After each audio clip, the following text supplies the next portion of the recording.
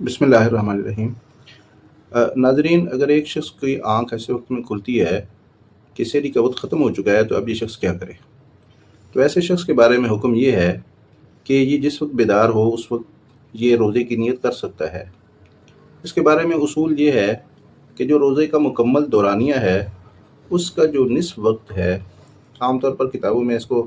ذہوہ کبریٰ لکھا ہوا ہے، تو آسانی کے لیے میں یوں سمجھا رہا ہوں کہ جو مکمل دورانیہ ہے روزے کا،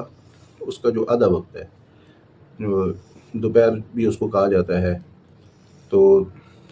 اس سے پہلے پہلے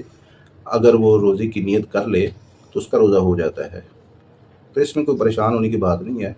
ہو جاتا ہے ایسے کئی مرتبہ سحری میں آنکھ نہیں کھلتی، تو سحری کے بعد بھی اگر وہ نیت کر لیتا ہے روزے کی تو اس کا روزہ صحیح طور پر ادا ہو جاتا ہے۔ اب لوگ جو ہے یہ عام طور پر یہ مسئلہ پوچھتے رہتے ہیں کہ جی سحری کے وقت ہماری آنکھ نہیں کھلی، اب ہم کیا کریں، ہمارا روزہ ہوگا یا نہیں ہوگا؟ تو اس کی یہی تفصیل ہے کہ آپ نے اگر نصف آدھے وقت سے پہلے اگر روزہ رکھنے کی نیت کر لی ہے تو آپ کا روزہ ہو جائے گا۔